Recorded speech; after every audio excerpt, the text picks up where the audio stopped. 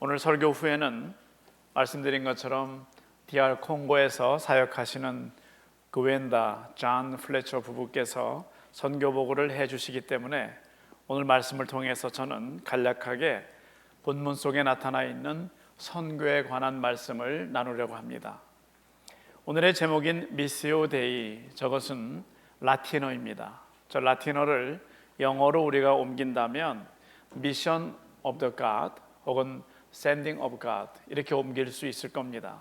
즉 하나님의 선교, 하나님의 보내심 이렇게 우리가 옮길 수 있는데, 그 말의 의미는 미시오 데이라고 하는 저 말 속에는 선교는 하나님께서 주체적으로 하시는 것임을 나타내고 있는 그런 의미가 있습니다.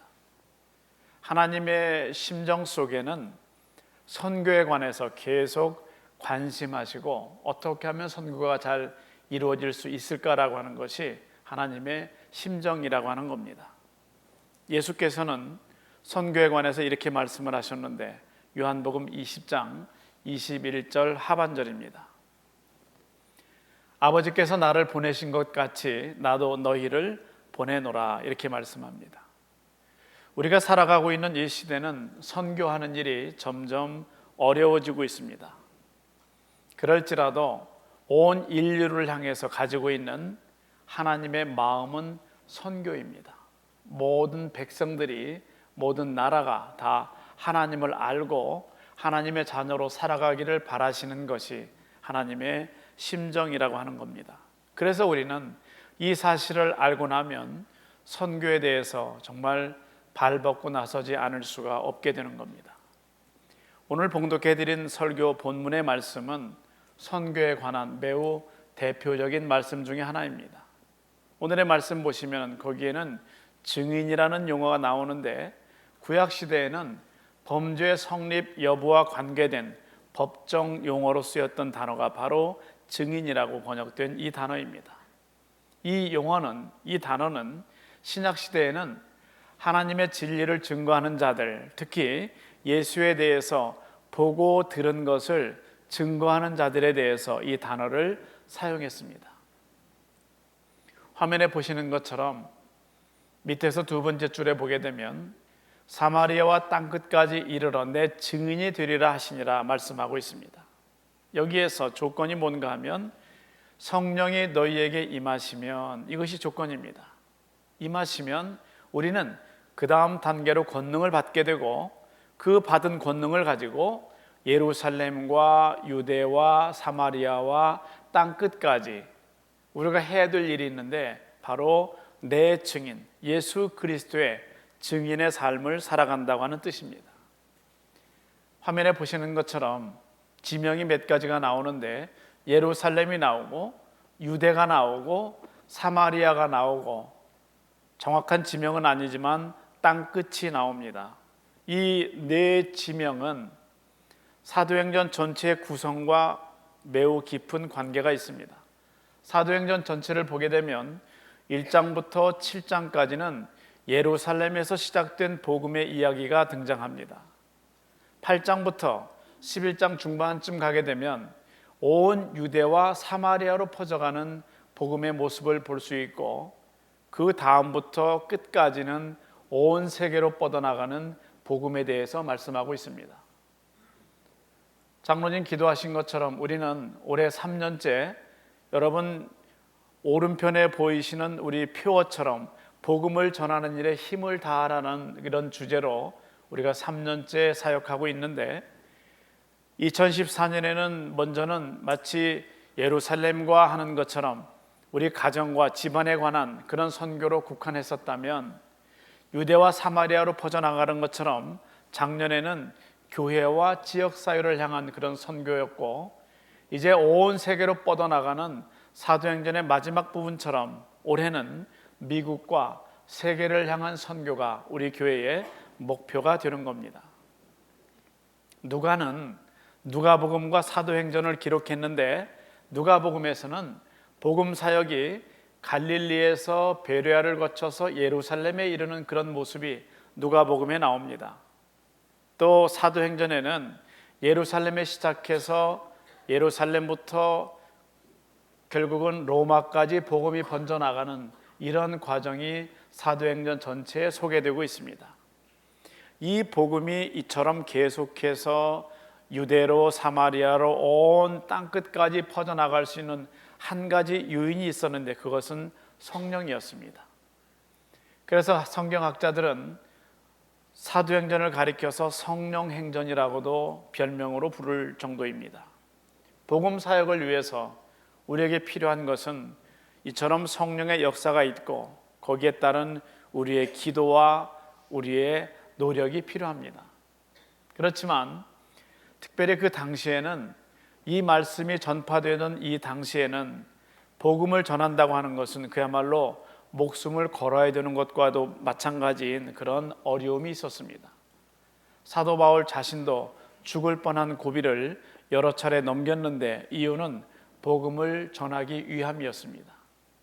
오늘 우리 본문 말씀에 증인으로 번역된 이 말씀의 단어의 원어는 마르티스 이렇게 되어 있습니다. 마르티스라고 하는 그리스어 헬라어는 영어의 마르터라고 하는 순교자의 어원이 됐습니다.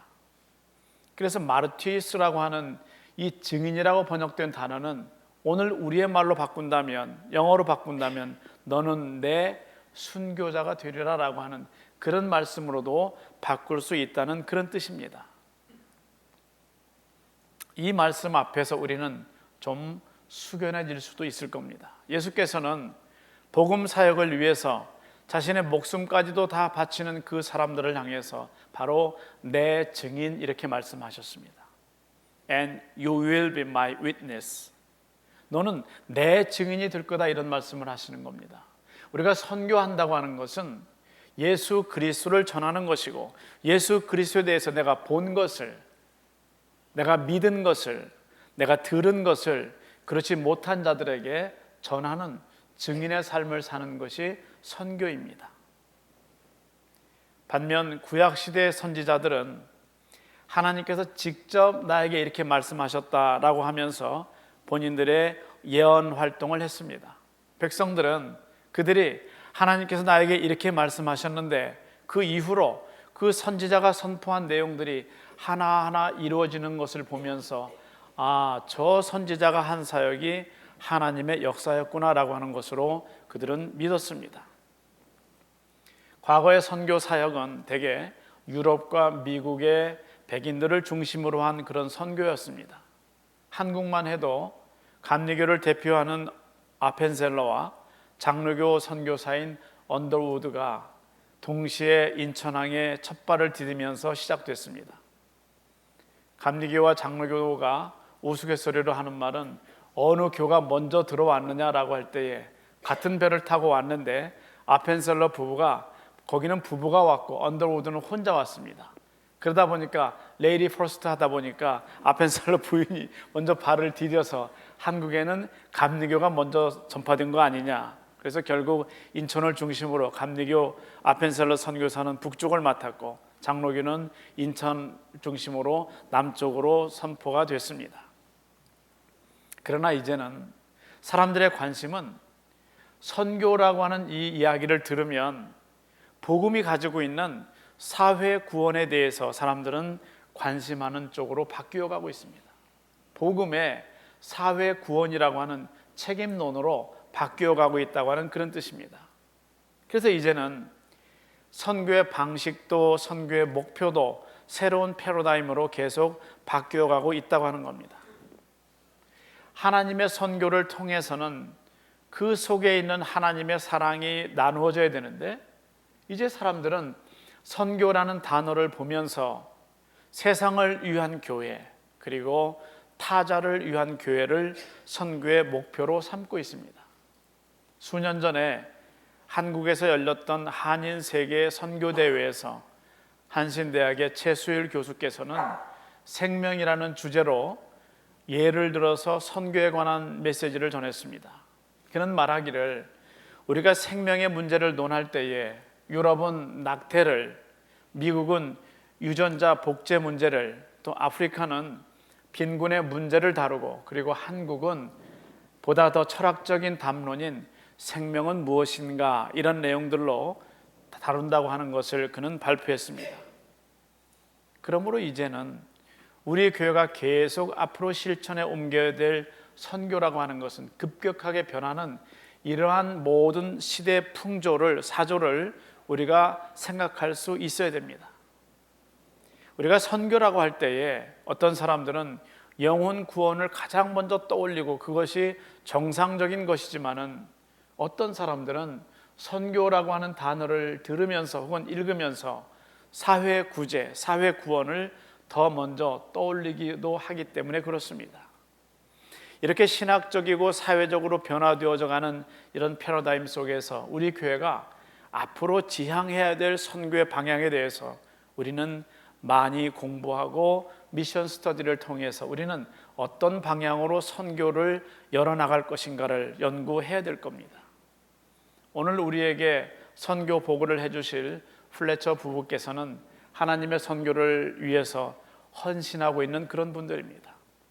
이제 그들의 입술을 통해서 하나님께서는 DR 콩고에 있는 우리 예배전의 화면에 나오는 그 많은 사람들을 하나님은 얼마나 어떻게 사랑하고 계시는지를 우리는 듣게 될 겁니다. 그리고 하나님은 그들을 어떻게 인도하고 계시는지에 대해서도 우리는 듣게 될 겁니다. 감사한 것은 우리 교회 선교위원회를 통해서 이런 사역들이 지난 2개월 동안 여러분들의 모든 기도와 헌신과 눈물을 통해서 이것이 이루어지고 있는 것, 그것을 감사하며 이제는 로삼바에 세워질 초등학교를 바라볼 수 있게 된 것을, 이것을 통해서 하나님께 영광을 돌립니다. 우리 모두는 하나님의 복음의 증인으로 살아가야 되는데 그러기 위해서는 먼저 오늘 말씀에 있는 것처럼 오직 성령이 너에게 임하시면 우리가 성령을 받고 그 다음 우리에게 주시는 권능을 받아야 합니다. 그래서 땅 끝까지 복음의 증인으로 살아갈 수 있는 여러분이 되시기를 우리 주님의 이름으로 축원합니다. 우리 기도하겠습니다. 아버지 하나님, 은혜를 감사를 드립니다. 저희들 심령 속에 하나님께서 많은 사람들, 미전도 종족들을 위해서 그들을 향해 가지고 계시는 하나님의 심정을 저희가 깨닫게 하시고 이해하게 하시고 닮아갈 수 있는 은혜를 내려 주옵소서. 그래서 저희가 성령을 받게 하시고 주신 권능으로 말미암아 예루살렘과 온 유대와 사마리아와 땅 끝까지 예수 그리스도의 증인이 되는 삶을 살아갈 수 있도록 은혜를 더하여 주옵소서. 예수님의 이름으로 기도드리옵나이다.